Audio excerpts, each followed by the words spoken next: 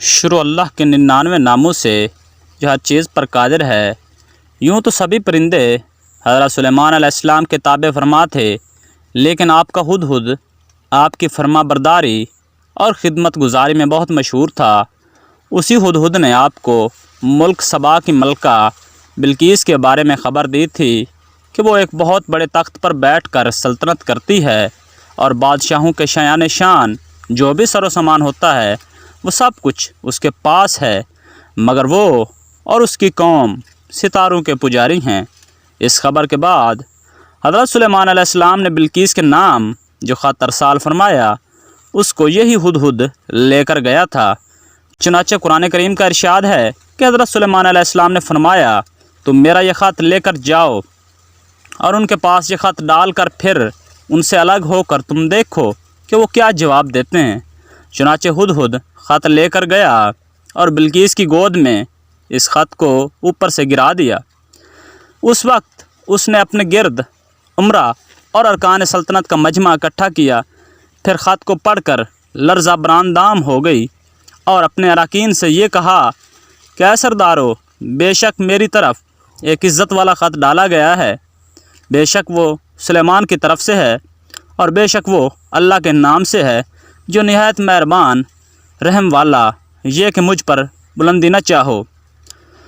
خط سنا کر بلقیس نے اپنی سلطنت کے امیروں اور وزیروں سے مشورہ کیا تو ان لوگوں نے اپنی طاقت اور جنگی مہارت کا اعلان اور اظہار کر کے حضرت سلیمان علیہ السلام سے جنگ کا ارادہ ظاہر کیا۔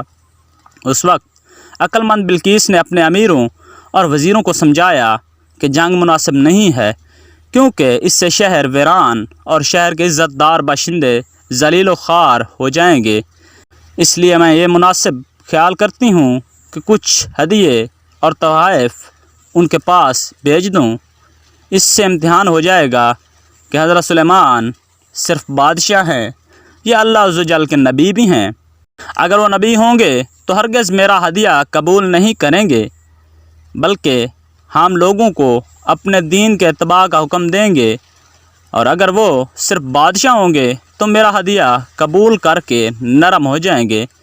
چنانچہ بلقیس نے 500 غلام، 500 لونڈیاں بہترین لباس اور زیوروں سے آراستہ کر کے بھیجے، اور ان لوگوں کے ساتھ 500 سونے کی اینٹیں اور بہت سے جواہرات اور مشک و عنبر اور ایک جڑاؤ تاج ایک خط کے اپنے قاصد کے ساتھ بھیجا۔ ہدہد سب دیکھ کر روانہ ہو گیا اور حضرت سلیمان علیہ السلام کے دربار میں آ کر سب خبریں پہنچا دیں۔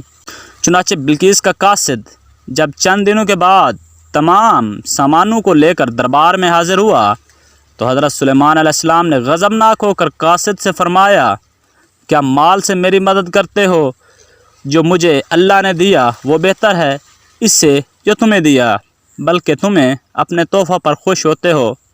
پلٹ جا ان کی طرف تو ضرور ہم ان پر وہ لشکر لائیں گے جن کی انہیں طاقت نہ ہوگی، اور ضرور ہم ان کو اس شہر سے ذلیل کر کے نکال دیں گے، یوں کہ وہ پست ہو جائیں گے۔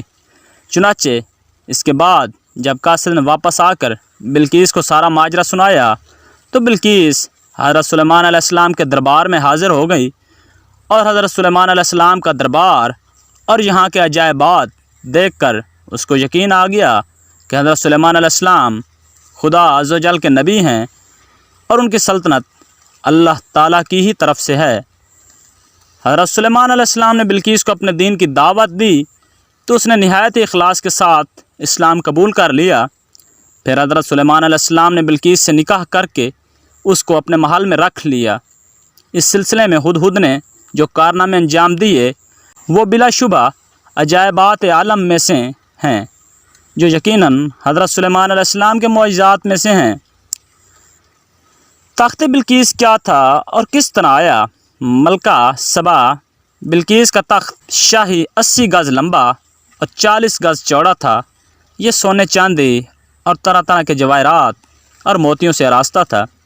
جب حضرت سلیمان علیہ السلام نے بلقیس کے قاصد اور اس کے ہدایہ اور تحائف کو ٹھکرا دیا اور اس کو یہ حکم نامہ بھیجا کہ وہ مسلمان ہو کر میرے دربار میں حاضر ہو جائے، تو آپ کے دل میں یہ خواہش پیدا ہوئی کہ بلقیس کے یہاں آنے سے پہلے ہی اس کا تخت میرے دربار میں آ جائے۔